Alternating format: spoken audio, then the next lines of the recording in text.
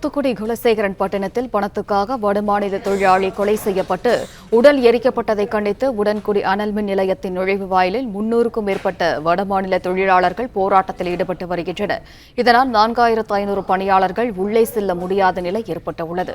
கூடுதல் விவரங்களை வழங்குகிறார் செய்தியாளர் நாகராஜன். வணக்கம். என்ன நடக்கிறது நாகராஜன்? விவரங்களை நீங்க பதிவு பண்ணலாம். தூத்துக்குடி மாவட்டம் திருச்செந்தூர் அருகே உள்ள குலசேகரப்பட்டினம். இந்த குலசேகரப்பட்டினத்தில் நடந்த சம்பவம் தான் ஒட்டுமொத்தமாக அதிர்ச்சியை ஏற்படுத்தியிருக்கிறது. அதாவது ஒரு வடமாநில தொழிலாளி, அங்கு வடமாநில தொழிலாளர்கள் உடன்குடி அனல்மின் நிலையத்தில் ஒப்பந்த பணியாளர்களாக ஆயிரக்கணக்கானோர் பணியாற்றி வருகிறார்கள். அந்த வகையில் ஜார்க்கண்ட் மாநிலத்தைச் சேர்ந்த கோடர்மா மாவட்டம் அந்த பகுதியைச் சேர்ந்த அர்ஜுன் பிரசாத் யாதவ் என்பவர் 45 வயதுடைய நபர். அந்த நபர் அங்கு பணியாற்றி வருகிறார். இதற்கிடையே அருகில் இருக்கக்கூடிய கடந்த 2 நாட்கள் முன்பாக குலசேகரப்பட்டினம் அடுத்து இருக்கக்கூடிய தருவைக்குளம் பகுதியில் டாஸ்மாக் கடையில் மது வாங்கி அருந்தியுள்ளார். அப்போது அங்கு வந்த சில நபர்கள் அவரிடம் பணம் கேட்டு அவரை தாக்கியதாக கூறப்படுகிறது. அதாவது மது குடிக்க பணம் கேட்டதாக கூறப்படுகிறது. போதையில் இருந்த அந்த நபர்கள் அர்ஜுன் யாதவை அங்கு பணம் கேட்டு தாக்கிய போது அர்ஜுன் யாதவ் தனது மேலாளருக்கு போனில் தகவல் தெரிவித்துள்ளார். மேலாளர் மீண்டும் அவரை தொடர்பு கொண்ட போது அர்ஜுன் யாதவ் நம்பர் கிடைக்கவில்லை.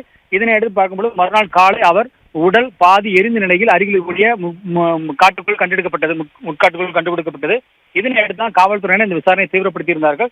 இந்த சம்பவம் என்பது, அதாவது வடமாநிலத்திலிருந்து ஒரு சம்பளத்திற்காக கூலிக்காக இங்கு வந்து வேலை பெறக்கூடிய ஒரு நபர் எரித்து கொலை செய்யப்பட்ட சம்பவம் மிகப்பெரிய அளவில் ஒரு அதிர்வலைகளை ஏற்படுத்தியது. இதனை தொடர்ந்து அவருடன் பணியாற்றக்கூடிய பணியாளர் ஆயிரக்கணக்கானோர் இன்று பணிக்கு செல்லும் பொழுது அங்கு உடன்படக்கூடிய ஒப்பந்த பணியாளர்கள் வடமாநிலத்தை சேர்ந்தவர்கள் ஒரு 300க்கும் மேற்பட்டோர் உடன்குடி அனல்மின் நிலைய வாசலில் அமர்ந்து போராட்டத்தில் ஈடுபட்டு வருகிறார்கள்.